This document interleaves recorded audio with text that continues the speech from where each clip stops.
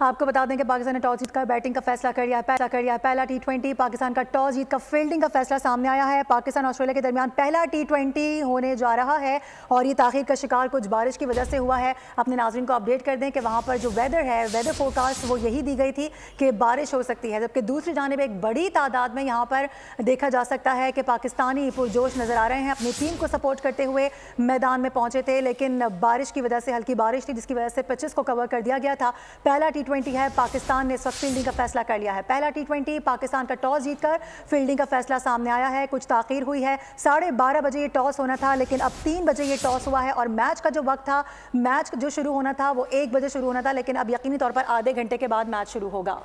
जी हाँ, आपको बता रहे हैं इस हवाले से पहला T20 पाकिस्तान का टॉस जीतकर फील्डिंग का फैसला सामने आया है और अपडेट करें, पहला T20 है, पाकिस्तान ने टॉस जीतकर फील्डिंग का फैसला किया है और मैच बारिश की वजह से ताखीर का शिकार हुआ है। अपडेट करें आपको इस हवाले से, ब्रिस्बेन में पहला पाक ऑस्ट्रेलिया T20 टाकरा है। एम्पायर्स ने विकेट का मुआयना किया है। मैच पाकिस्तानी वक्त के मुताबिक 3:20 पर शुरू होगा। 2.5 घंटे ताखीर के सबब फी इनिंग 7 ओवर्स तक महदूद रहेंगी। पहला T20 है, पाकिस्तान ने टॉस जीतकर फील्डिंग का फैसला किया है। अपडेट करें, ब्रिस्बेन में पहला पाक ऑस्ट्रेलिया टाकरा होने जा रहा है, जिसमें एम्पायर्स ने विकेट का मुआयना किया है और अब 20 मिनट पर 3:20 पर मैच शुरू होगा और 7 ओवर तक मैच जो है अब वो महदूद होगा। अपडेट करें आपको इस हवाले से, पहला पाक ऑस्ट्रेलिया T20 टाकरा, एम्पायर्स ने विकेट का मुआयना किया है। मैच पाकिस्तानी वक्त के मुताबिक 3:20 पर शुरू होगा और 2.5 घंटे ताखीर के सबब इनिंग 7 ओवर्स तक महदूद रहेंगे।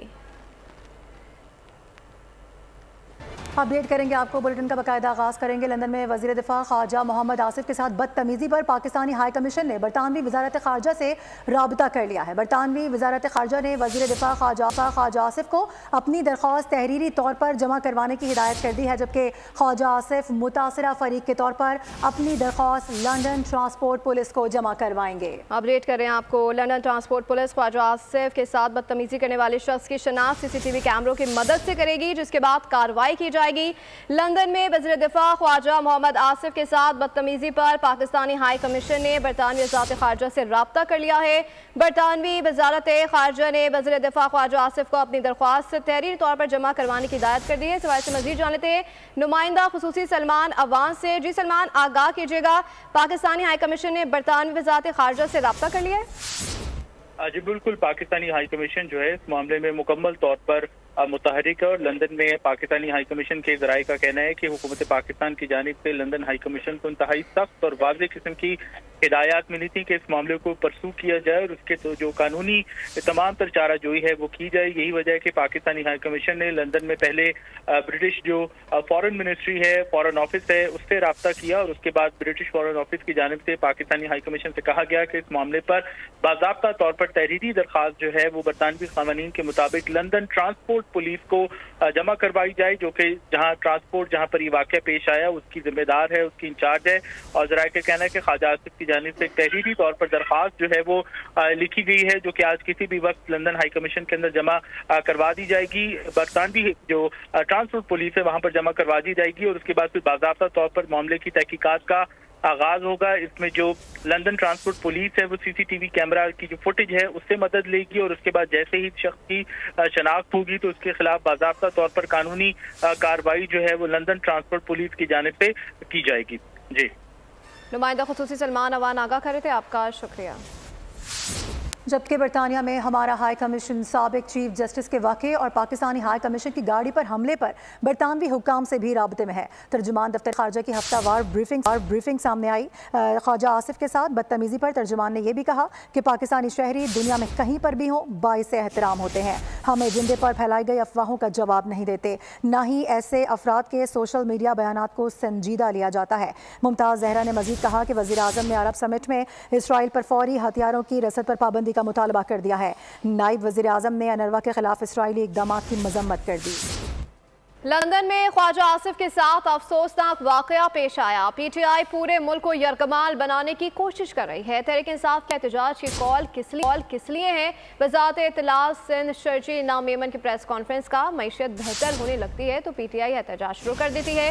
PTI पूरी दुनिया में रो ना रहा, इंतशार फैलाने की कोशिश नाकाम हो गई है। अजीब की कॉल किस लिए? मुझे याद है आज जो पीटीआई पूरे दुनिया में रो रही है, उनको कुछ एक्सटेंशंस पर भी एतराज़ात हैं। क्या ये वही इमरान खान साहब नहीं थे जिन्होंने 2018 के जाली इंतखाबात में जाली मैंडेट लेने के बाद खुद एक दफा एक्सटेंशन दी थी? लेकिन जब उसके बाद उनका इक़्तिदार जा रहा था तो जनरल बाजवा साहब को इमरान खान साहब ने नहीं कहा था कि मैं आपको लाइफ टाइम एक्सटेंशन देने के लिए तैयार हूं। आज ये जो आप फिर मुल्क को यरगबाल बनाने की कोशिश कर रहे हैं या मुल्क को धमकाने की कोशिश कर रहे हैं कि आप 24 तारीख को फिर जो है मुल्क में ये करेंगे, और आप लोगों को एक दफा नहीं, अब लोगों ने इमरान खान की कॉल को एक कान से सुन रहे हैं, दूसरे कान से निकाल रहे हैं। क्योंकि आपने कितने बयानात इमरान खान साहब के देखे जिसमें उन्होंने कहा कि लोग निकले बाहर, पूरे मुल्क से लोग बाहर निकले, लोग नहीं निकल रहे हैं। और 24 नवंबर का एहतजाज बानी पीटीआई की फाइनल कॉल है। मरियम नवाज हिदायत देकर गई हैं कि सबको पकड़ लो। हलीमा खान ने कहा कि ये कितने लोगों को पकड़ेंगे, इतनी तो उनके पास जगह भी नहीं है। पीटीआई का मुतालबा है बेगुनाह कारकुनों को रिहा करें, आइन को बहाल किया जाए, एहतजाज हमारा आईनी हक है। सारी फाइनल डेट उन्होंने कहा है कि एक दफ़ा जब हम आएंगे तो हमारे जो मुतालबात हैं अदलिया की आज़ादी के, स्टोलन मैंडेट के और आप जो बेगुनाह कैदी हैं उनकी रिहाई के लिए, ये इमरान खान की कॉल है और उनकी फ़ाइनल कॉल है जो बिल्कुल गैर आइनी चीज़ करेगी मरियम नवाज़, क्योंकि ये उसका सूबा है। और इस्लामाबाद में जब पहुँचेंगे तो शहबाज शरीफ का सूबा है, खुद तो ये स्विट्ज़रलैंड में बैठे हुए हैं, तो हमें इन्होंने कंटेनर के पीछे कर देना है। हम अकेले अगर पहुँच सकते हैं, हम पैदल चल के काफ़ी रास्ता था, हम डी चौक के हम अपनी टांगों पे पहुंच जाएंगे। आप सारा दिन ये बात करते हैं कि जी जब तक कोई मायूस हो जाएगी, जब इमरान खान ने कॉल दे दिया आप मायूस क्यों होंगे? ये रास्ते रोकते हैं, शेलिंग और रबड़ की गोलियों का इस्तेमाल करते हैं, इनके जुल्म और बर्बरियत के आदी हो चुके हैं। अपना हक लेने के लिए दोबारा इस्लामाबाद जाएंगे। वज़ीर आला खैबर पख्तूनख्वा अली अमीन गंडापुर का कहना है कि इस बार हिकमत अमली सख्त होगी, आइन ने हमें एहतजाज का हक दिया है। हमारी तैयारी हर वक्त मुकम्मल होती है जी सर, हम हर वक्त तैयार हैं, हर दम तैयार। बस ये ज्यादती है, देखें एक पुरअमन हमारा एक, अगर हमें कोई पुरअमन एहतजाज करते हैं अपने हक के लिए तो उसको हमें आइन में जो है ना हमें तहफ़्फ़ुज़ है इस चीज़ का और हमें इजाज़त है इस चीज़ की। उस पर ये ज्यादती करते हैं कि बार बार रास्ते रोक कर और ये शेलिंग करते हैं, तशद्दुद करते हैं, रबर बुलेट इस्तेमाल करते हैं, खंदके खोदते हैं, और ये जो एक तरीका है गलत है। एक जमहूरी मुल्क के अंदर जब आइन में हमें एक हक दिया गया है तो उसके ऊपर जो है इस तरह की रुकावटें डालना, कार्रवाइयाँ करना जो है वो पाकिस्तान के आइन के खिलाफ है, इनको ऐसा नहीं करना चाहिए। लेकिन अब ये भी ऐसे करते हैं तो हम भी उसके ट्रेन हो चुके हैं। और बानी की 24 नवंबर की एहतजाज की कॉल तब्दील हो सकती है या नहीं? चेयरमैन पीटीआई बैरिस्टर गौहर ने सहाफ़ी के सवाल का जवाब दे दिया। कहा कि बानी पीटीआई बॉस हैं, उनका हुक्म है, हम उनके ऑर्डर्स फॉलो करते हैं। उन्होंने कहा कि 26वीं आईनी तरमीम के खिलाफ एहतजाज पर पीटीआई एमएनए समेत सब लोग शरीक होंगे। He is the boss, he doesn't recommend, he orders, we follow। फिर बात नहीं हुई चूँकि खान साहब से नहीं हुई, इसलिए वो अलग बात है। आज जाएंगे खान साहब से बात करेंगे, फिर वापस एहतजाज में सारे लोग शरीक होंगे। देखो ना खान साहब का ऑर्डर जो है। अकबर एस बाबर की इलेक्शन कमीशन के बाहर मीडिया से गुफ्तगू, कहा कि पीटीआई के इंट्रा पार्टी इलेक्शन के फ्रॉड पर पेशी थी कि इसकी समाअत 4 दिसंबर तक मुलतवी कर दी गई। अगर हमारा कोई मगरबी मुल्क होता तो पीटीआई की टॉप लीडरशिप आज जेलों में होती। पाकिस्तान में ना आइन है ना कानून है। जो फ्रॉड किया था उसको उस सिलसिले में पेशी थी और आज हमने अपना केस को आर्गू करना था, लेकिन जैसा कि होता रहा है पीटीआई का ये एक वो ब्रांड बन चुका है कि ये ताखीरी हरबे इस्तेमाल करते हैं। तो आज फिर उन्होंने एडजर्नमेंट की दरख्वास्त की, जिसकी वजह से 4 दिसंबर को अब दोबारा पेशी होगी इस इंट्रा पार्टी इलेक्शन के हवाले से। तमाम पीटीआई की जो टॉप लीडरशिप है, जो फाइनेंस बोर्ड के मेंबरान हैं, उन सब पे वो तमाम इल्जामात साबित हो गए कि बहुत बड़े पैमाने पे बेकायदगी हुई है, गैर मुल्की फंडिंग हुई है, गैर मुल्की शहरियों ने की है, गैर मुल्की कंपनियों ने की है। अगर ये कोई मगरबी मुल्क होता तो ये पाकिस्तान तहरीक इंसाफ की जो टॉप लीडरशिप है ये आज असेंबलियों में नहीं जेल में होती। और कुछ लोग इंतशार की कैफियत पैदा करना चाहते हैं। बानी पीटीआई को अपनी ज़ात से निकलकर पाकिस्तान के लिए सोचना चाहिए। मेयर कराची मुर्तज़ा वहाब का कहना है कि सियासी मामलात को सियासी तरीके से हल किया जाता है। हम पार्लियामान के जरिए काम करेंगे। समझता हूँ इमरान खान साहब को अपनी ज़ात से आगे बढ़ के पाकिस्तान का सोचना चाहिए। मैं समझता हूँ इंतशार की सियासत ने इस मुल्क की खिदमत नहीं की, इस मुल्क के मसाइल को हल नहीं किया। ज़रूरत इस बात की है कि हम इंतशार को ख़त्म करें और मसाइल को हल करने के लिए संजीदगी के साथ बैठे। सियासी मामला को सियासी अंदाज से हल किया जाता है, क्योंकि पार्लियामान के ज़रिए हल किया जा सकता है। तो इंशाअल्लाह पीपल्स पार्टी तो पार्लियामान के ज़रिए मसाइल का हल चाहती है। जो लोग सड़क पर आके जलाओ घेराव करके इंतशार की कैफियत क्रिएट करके करना चाहते हैं वो करते रहे, लेकिन हम ये समझते हैं कि इंशाअल्लाह आवाम के मसाइल सियासी अंदाज से हल होंगे। तोशाखाना 2 केस में बानी पीटीआई और बुशरा बीबी की बरियत की दरख्वास्त से खारिज कर दी गई हैं। स्पेशल जज सेंटर शाहरुख अर्जुमंद ने महफूज फैसला सुना दिया। बानी पीटीआई और बुशरा बीबी पर फर्द जुर्म आयद करने के लिए 18 नवंबर की तारीख मुकर्रर कर दी गई है। अदालत ने 8 नवंबर को फरक़ीन की दलाइल सुनने के बाद फैसला महफूज किया था। अपडेट करें आपको इस हवाले से। तोशाखाना 2 केस में बानी पीटीआई और बुशरा बीबी की बरियत की दरख्वास्त से खारिज कर दी गई। स्पेशल जज सेंटर शाहरुख अर्जुमंद ने महफूज फैसला सुना दिया। बानी पीटीआई और बुशरा बीबी पर फर्द जुर्म आयद करने के लिए 18 नवंबर की तारीख मुकर्रर कर दी गई है। अदालत ने 8 नवंबर को फरक़ीन के दलाइल सुनने के बाद फैसला महफूज किया था।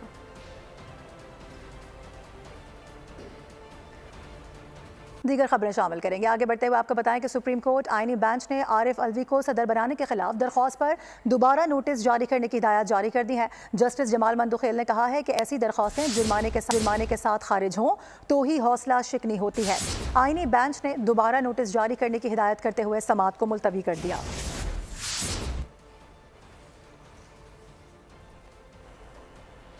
सुप्रीम कोर्ट में 6 रुकनी आईनी बेंच ने समाअत का आगाज कर दिया। काजी फाइज ईसा की बतौर chief justice Balochistan high court तैनाती के खिलाफ रसानी दरख्वास्त खारिज कर दी गई है। दरख्वास्त गुजार ने मौक़िफ़ इख्तियार किया कि अदालत ने 40 साल बाद जुल्फ़िकार अली भुट्टो को इंसाफ दिया। काजी फाइज ईसा की तकर्री अदालती फैसलों की खिलाफ वर्जी थी।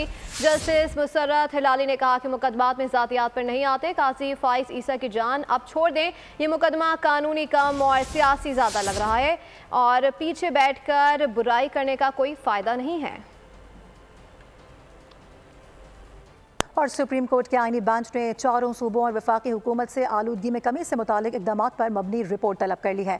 जस्टिस जमाल मंदुखेल ने रिमार्क्स दिए हैं कि पंजाब और इस्लामाबाद में देखें तो क्या हालत हो गई है। सूबों को साथ मिलाकर चलेंगे तो ही नताइज सामने आएंगे। जस्टिस नईम अफगान ने रिमार्क्स दिए कि ज़रई ज़मीनों पर सोसाइटीज़ बनाई जा रही हैं, आने वाली नस्लों के साथ हम क्या सलूक कर रहे हैं। मुल्क को लगने वाली बीमारियों में आलूदगी भी शामिल है। बीमारी की वजह जानने और इलाज दोनों की जरूरत है। सिर्फ कागजी कार्रवाई से काम नहीं चलेगा, अमली इक़दामात करें। सुप्रीम कोर्ट के आईनी बेंच के माहौलियाती आलूदगी से मुतालिक केस में रिमार्क्स। सूबों और वफाकी हुकूमत से आलूदगी में कमी से मुतालिक इक़दामात पर मबनी रिपोर्ट तलब कर ली। जस्टिस जमाल खान मंदुखेल ने रिमार्क्स दिए, पंजाब और इस्लामाबाद में क्या हालत हो गई है। सूबों को साथ मिलाकर चलेंगे तो ही कुछ नतीजा निकलेगा। पेट्रोल में होने वाली मिलावट से आलूदगी फैल रही है, इस पर भी तवज्जो दें। जस्टिस नईम अफगान ने कहा, लाहौर शहर फैल गया है, ज़रई ज़मीनों पर सोसाइटीज बनाई जा रही हैं। आने वाली नस्लों के साथ हम क्या सलूक कर रहे हैं। जस्टिस मोहम्मद अली मजहर ने इस्तफसार किया, अदालत रिपोर्ट मांगती रहेगी तो ही इदारे काम करेंगे। जस्टिस अमीनुद्दीन खान का कहना था कि आइंदा समाअत पर तफसीली रिपोर्ट्स आ जाएं तो मुकदमा निपटा देंगे। अदालत ने तफसीली रिपोर्ट्स 3 हफ्तों में तलब करते हुए समाअत मुलतवी कर दी। मीरपुर खास में पीपल्स पार्टी के उम्मीदवारों ने तीनों खाली बल्दियाती नशिस्तों पर बिला मुकाबला मैदान मार लिया है। यूसी 4 फलादियों से Amjad Ali UC vice chairman मुंतखब हो गए। आपको बताएं कि वार्ड नंबर 2 यूसी ताजो खासखेली से शाह मीर वार्ड काउंसलर बन चुके हैं, जबकि यूसी फलादियों से जमन मरी बिला मुकाबला जिला काउंसलर मुंतखब हुए हैं। रिटर्निंग अफसरान ने नोटिफिकेशन भी जारी कर दिया। और सिंध में ज़िमनी बल्दियाती इलेक्शन पर पोलिंग जारी है। कराची की 10 बल्दियाती नशिस्तों पर वोटर्स अपना हक़ राय दही इस्तेमाल कर रहे हैं, जबकि सक्खर में 2 यूसीज़ हैं और हैदराबाद में 4 यूसीज़ पर इंतखाबात हो रहे हैं। वोटर्स टर्न आउट क्या है जानते हैं। कराची से जिला जनूबी में यूसी 13 से नुमाइंदा अब्दुल हसीब से, कराची जिला वस्ती यूसी 7 से खुरम गुजार हमारे साथ मौजूद, जबकि सक्खर से ब्यूरो हेड शाहिद अली ने हमें ज्वाइन किया है। हैदराबाद से ब्यूरो हेड इरफान राय। और सबसे पहले रुख करेंगे अब्दुल हसीब का। जी अब्दुल हसीब, बताइएगा इस वक्त क्या वोटर्स का टर्न आउट ले रहे हैं और वोटर्स सामने आ रहे हैं वोट डालने के लिए? आज बिल्कुल टीएमसी सदर यूसी 13 के चेयरमैन की नशिस्त के लिए पोलिंग का अमल जारी है और इंतहाई जो है वो रिवायती तौर पर रिवायती अंदाज में गहमा गहमी जो है वो यहाँ नज़र आ रही है। दोनों जितनी सियासी जमातें हैं उनके कारकुनान बड़े चार्ज नज़र आ रहे हैं, बुजुर्ग भी हमने देखे हैं, इसके साथ साथ माजूर अफराद भी जो कि अपना हक राय इस्तेमाल करने के लिए पोलिंग स्टेशन पहुँच रहे हैं और अपना वोट कास्ट कर रहे हैं। ये इस UC 13 का सबसे बड़ा पोलिंग स्टेशन है जिसमें जहाँ पर एक इमारत के अंदर जो है वो 7 पोलिंग स्टेशन कायम किए गए थे। मजमूई तौर पर 14,000 से ज़ायद रजिस्टर्ड वोटर इन पोलिंग स्टेशन में अपना हक राय इस्तेमाल करेंगे। तो हम ये देख रहे हैं कि यहाँ पर रिवायती गहमा गहमी दिखाई दे रही है। मजमूई तौर पर अगर बात करें तो जो है अभी तक नाखुशगवार वाक़या रोनुमा नहीं हुआ। पुलिस की सख्त सिक्योरिटी है, बड़ी तादाद यहाँ पर जो है वो सिक्योरिटी के फ़राइज़ अंजाम दे रही है और जो शहरी हैं वो जो है उनकी भी बड़ी तादाद यहाँ पर आ रही है और अभी तक अपना वोट ठीक है। आसिफ हमारे साथ ही मौजूद रहेगा, ज़रा रुख करेंगे UC 7 का जो कि ज़िला बस्ती में वाक़ है। खुरम गुलजार वहाँ से हमें ज्वाइन कर रहे हैं। खुरम बताइएगा आप यहाँ पर कैसा टर्नआउट देख रहे हैं? जी बिल्कुल, कराची समेत सिंध भर के 18 अजला में ज़िमनी बल्दियाती इंतखाबात के लिए पोलिंग का अमल जारी है। पोलिंग सुबह 8 बजे से शाम 5 बजे तक बगैर किसी वक्फे के जो है वो जारी रहेगी। 10 बल्दियाती नशिस्तों के लिए 166 जो है वो पोलिंग स्टेशन बनाए गए हैं, जबकि 157 पोलिंग स्टेशन इंतहाई हसास और 10 को हसास करार दिया है। कराची की बात करते हैं तो कराची में 4 चेयरमैन, 2 वाइस चेयरमैन और 4 वार्ड काउंसलर के लिए पोलिंग का अमल जो है वो जारी है। साथ ही बात की जाए सिक्योरिटी के हवाले से तो पोलिंग स्टेशन के अंदर CCTV कैमरास जो है वो नफ्स किए गए हैं। साथ ही पोलिंग स्टेशन के अतराफ हम देख रहे हैं कि पुलिस की भारी नफरी तैनात की गई है। रेंजर्स के जवान भी जो है वो मौजूद हैं। लेकिन ये है कि 5 बजे तक शाम जैसे ही शाम होती है धूप थोड़ी कम होगी तो उसके साथ ही पोलिंग का अमल भी मुमकिन है कि तेज़ हो जाए। लेकिन अब बात कर रहे हैं तो सिक्योरिटी के तरफ जो एहसार है वो रेंजर्स और पुलिस के हाथ में है और इस वक्त पोलिंग का अमल जो है हम देख रहे हैं कि शहर भर में पुरअमन तौर पर ठीक है। खुर्रम गुलजार हमारे साथ ही मौजूद रहेगा। अब रुख करेंगे हम इस वक्त हैदराबाद का। हैदराबाद से ब्यूरो हेड शाहिद अली ने हमें ज्वाइन किया है। जी शाहिद, बताएगा इस वक्त क्या सूरत हाल देख रहे हैं? ये हैदराबाद शहर में 15 पोलिंग स्टेशंस बनाए गए हैं जिसमें परेटाबाद है, टाउन हुसैनाबाद है। यहाँ पर जो टोटल नशिस्तें हैं उसमें 2 चेयरमैन हैं, 2 वाइस चेयरमैन और 1 वार्ड काउंसलर है। ज़िमनी इंतखाब है, उस पर जो उम्मीदवार हैं उनकी भरपूर कोशिश है कि वो वोटर्स को घरों से निकाल कर लाएँ पोलिंग स्टेशन तक, ताकि उनके वोट जो हैं वो कास्ट हो सकें और वो जब पोलिंग का इख्तिताम हो तो उनकी जीत का ऐलान हो।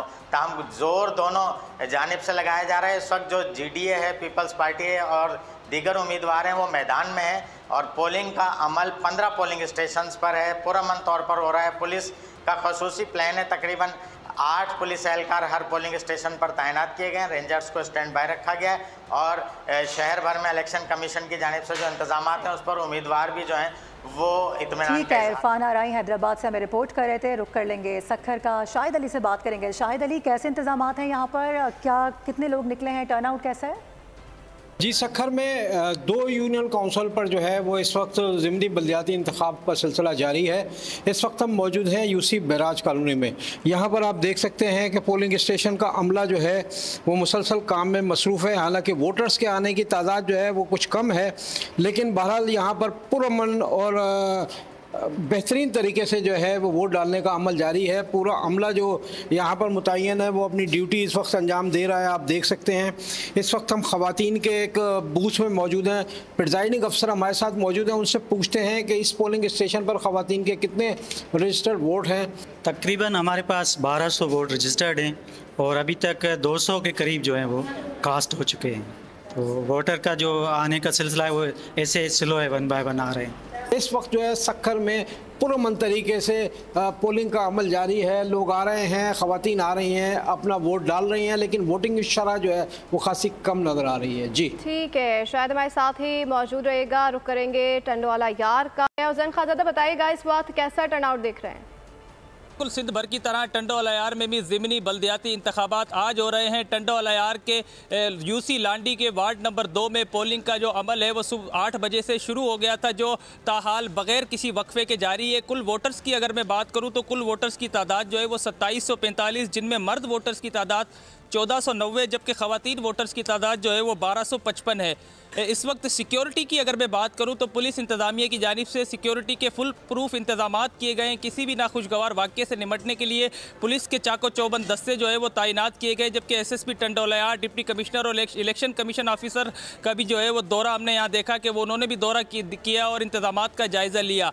मुकाबले की अगर मैं बात करूँ तो पाकिस्तान पीपल्स पार्टी के उम्मीदवार और आज़ाद उम्मीदवार के दरमियान जो है वो कांटे का मुकाबला है और शाम 5 बजे का मुकाबला है। अपडेट करें, हमारे साथ ही रहिएगा उज़ैन। अभी ज़रा हम रुख कर लेते हैं, हम बात कर लेते हैं। हमारे साथ मटियारी से हमारे नुमाइंदे शाहिद शम्स मौजूद हैं। शाहिद बताएगा यहाँ पर आप कैसी सूरत हाल देख रहे हैं?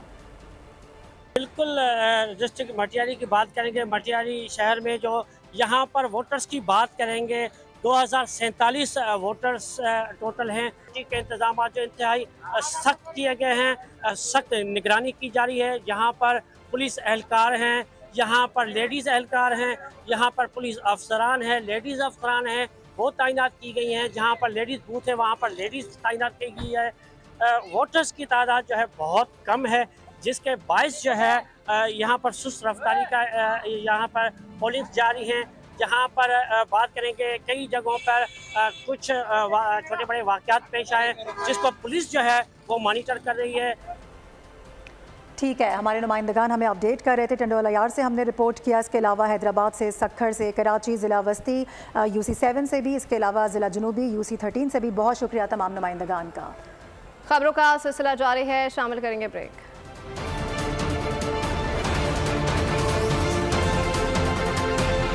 आपको बताएं कि national electric power regulatory authority ने के इलेक्ट्रिक को नेट मीटरिंग कवानीन की मुबैना खिलाफ वर्जी पर नोटिस भेजने का फैसला कर लिया। नेपरा ने के इलेक्ट्रिक को शो कॉज नोटिस भी जारी कर दिया। के इलेक्ट्रिक ना आया बाज, इसके खिलाफ होगा अब शो कॉज। कराची के लिए सोलर नेट मीटरिंग का हुसूल मुश्किल किसने बनाया? के इलेक्ट्रिक की नेट मीटरिंग की खिलाफ वर्जी पकड़ी गई। नेपरा ने मुबैना खिलाफ वर्जी का पता लगा लिया। के इलेक्ट्रिक को शो कॉज जारी करने का फैसला हो गया। नेपरा की जानिब से के इलेक्ट्रिक का जवाब गैर तसल्ली बख्श करार देते हुए कवानीन की खिलाफ वर्जी पर वजाहत तलब कर ली गई। नेपरा का कहना है कि के इलेक्ट्रिक के नेट मीटरिंग कनेक्शन फराहम न करने की शिकायत पर नोटिस लिया गया। स्मोक की बढ़ती सूरत हाल पर काबू कैसे पाया जा सकता है? अरकान असम्बली ने अपनी अपनी मुख्तलिफ राय का इज़हार किया। उन्होंने क्या कहा, जानते हैं इस रिपोर्ट में। गवर्नमेंट है इसने स्मोक को ख़त्म करने के लिए बहुत से इकदाम उठाए। जो शहरी है उनको भी ख्याल रखना चाहिए, गाड़ियों के धुएं फ़ज़ा को आलूदा ना कर सकें। जिस तरह से रात गए तक हमारी मार्केट्स खुली रहती हैं, गाड़ियाँ सड़कों पर होती हैं, लोग जो हैं वो बारबेक्यू बहुत पसंद करते हैं, स्पेशली लाहौर की बात करूँ तो।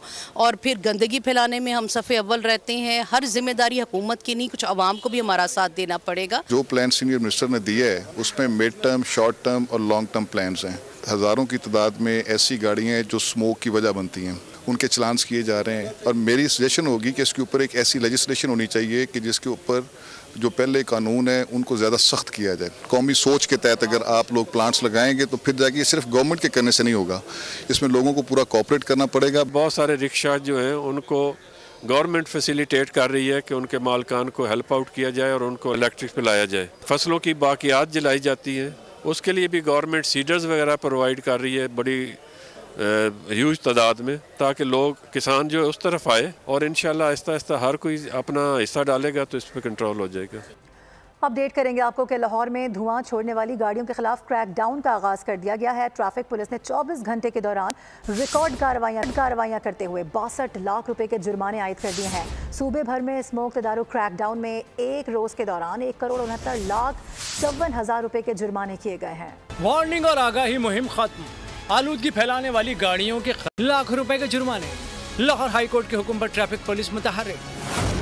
24 घंटे के दौरान धुआं छोड़ने वाली गाड़ियों पर 62 लाख रुपए के जुर्माने। CTO लाहौर के मुताबिक 3091 गाड़ियों को फाइन किया गया। खतरनाक हद तक धुआं छोड़ने वाली 1446 मोटरसाइकिलों को 29 लाख के जुर्माने।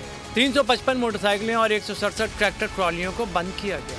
आर्टिफिशियल इंटेलिजेंस सिस्टम की मदद से 273 व्हीकल्स को ई चालान जारी। दूसरी जानिब सूबा भर में स्मोक तदारुक क्रैकडाउन में तेजी। 24 घंटे में 1,69,54,000 से जायद के जुर्माने किए गए। Additional IG traffic Mirza Faran Baig के अहकामात पर पूरे सूबे में 8,477 से जायद गाड़ियों के चालान किए गए।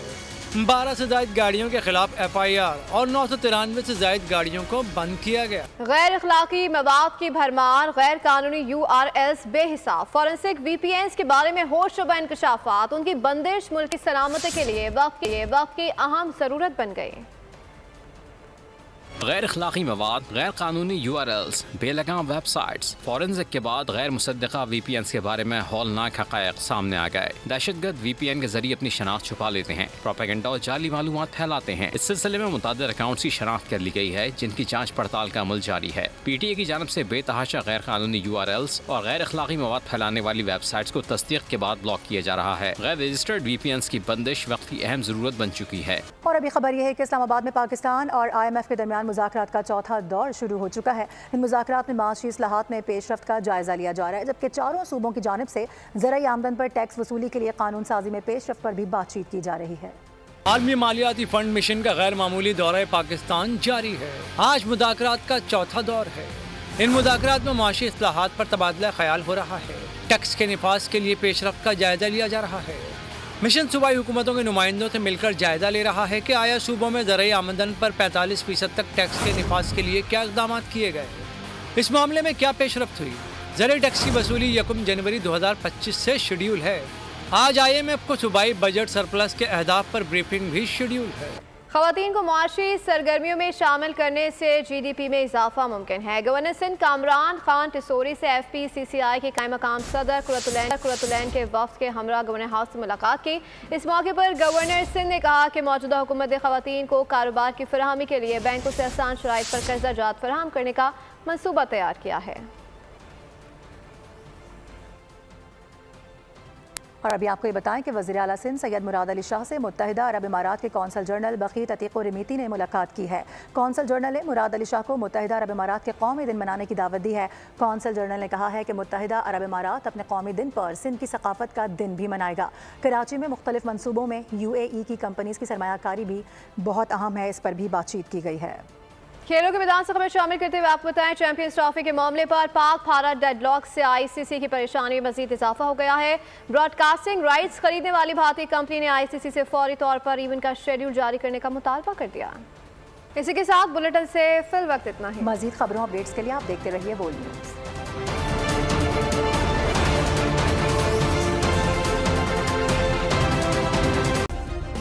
सब्सक्राइब करें और बेल दबाएं ताकि कोई खबर रह न जाए।